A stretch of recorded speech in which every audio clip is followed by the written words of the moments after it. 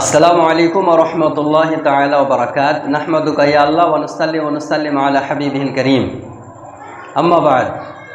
বিরাদান ইসলাম, আজকাল বর্তমান সময়ে যে গুনাহগুলো প্রচলিত চলছে তার মধ্যে একটি মারাত্মক গুনাহ হলো সুদ। ভয়ানক গুনাহ হলো সুদ।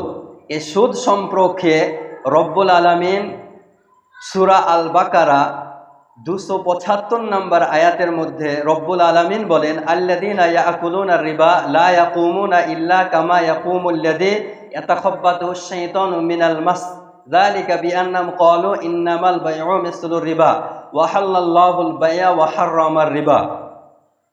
যারা সুদ খায় তারা কিয়ামতের দিন দাঁড়াতে পারবে না, যেমন দাঁড়ায় সে ব্যক্তি যাকে শয়তান স্পর্শ করে উম্মাদ বানিয়ে দিয়েছে।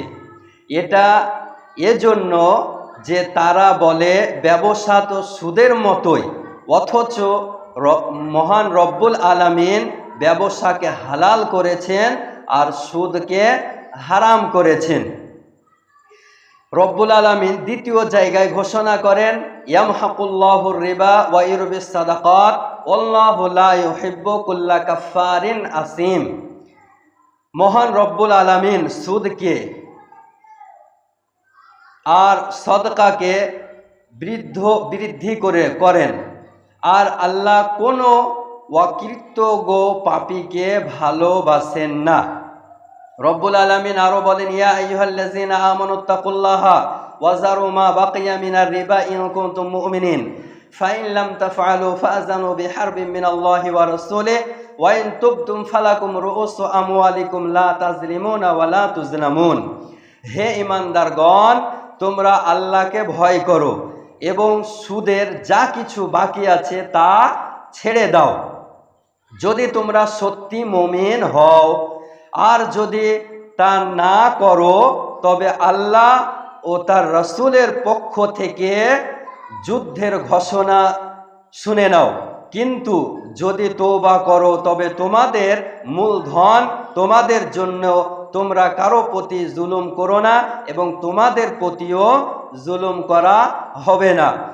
এই সমস্ত আয়াত থেকে দিবালোকের ন্যায় প্রমাণ হয় রব্বুল আলামিন যুদ্ধ ঘোষণা করেন যারা সুদ খায়, যারা সুদ নেওয়া দেওয়া করে। তাহলে সুদ কাকে বলা হয়?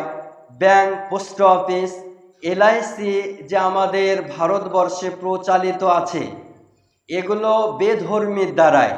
এ ব্যাংক, পোস্ট অফিসগুলো থেকে যে ইন্টারেস্ট পাওয়া যায়, এ ইন্টারেস্টটা নেওয়া জায়েজ, হালাল, সুদ নয়, কারণ এগুলো বেধর্মী দ্বারা প্রচালিত হয়।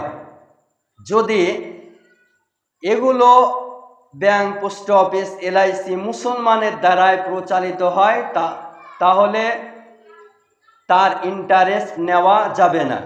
কিংবা উভয়ে, বেধর্মী, কাফের এবং মুসলমান দ্বারা যদি এ সমস্ত সংস্থাগুলো প্রচালিত হয়, তবুও তার ইন্টারেস্ট নেওয়া যাবে না।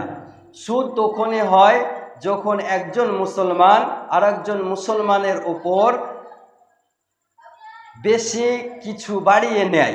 যেমন আপনাকে বলি, 5 কিলো ধান সে ব্যক্তি তার মুসলমান ভাইকে দিল এবং বলল যে 1 মাস পর 5 কিলো নয়, আমি 6 কিলো ধান নেব। এটা হলো সুদ, এটা শরীয়তের বিধান অনুযায়ী হারাম। হাদিসের মধ্যে হযরত আব্দুল্লাহ ইবনে আব্বাস, হযরত আব্দুল্লাহ ইবনে মাসউদ রাদিয়াল্লাহু তাআলা আনহু থেকে বর্ণিত, তিনি বর্ণনা করেন, আমার মহানবী সাল্লাল্লাহু তাআলা আলাইহি ওয়াসাল্লাম বলেছেন, সুদ, রিবা এর 72-73 প্রকার দরজা আছে। এর মধ্যে সবচেয়ে হালকা, সহজতম গুনাহ হলো একজনের নিজের মায়ের সঙ্গে ব্যভিচার করা। সমান গুনাহ। একজন ব্যক্তি নিজ মায়ের সঙ্গে ব্যভিচার করলে যে গুনাহ হবে, সে তার চেয়ে বেশি সুদ খেলে গুনাহ হবে। এ সুদ একটি মারাত্মক পাপ। এ পাপ থেকে আমাদের সকলকে বেঁচে থাকতে হবে। এ হাদিস সম্পর্কে এ হাদিস সম্পর্কে জাহাবি বাইহাকি 5 খণ্ড 286 পৃষ্ঠাতে বর্ণিত হয়েছে।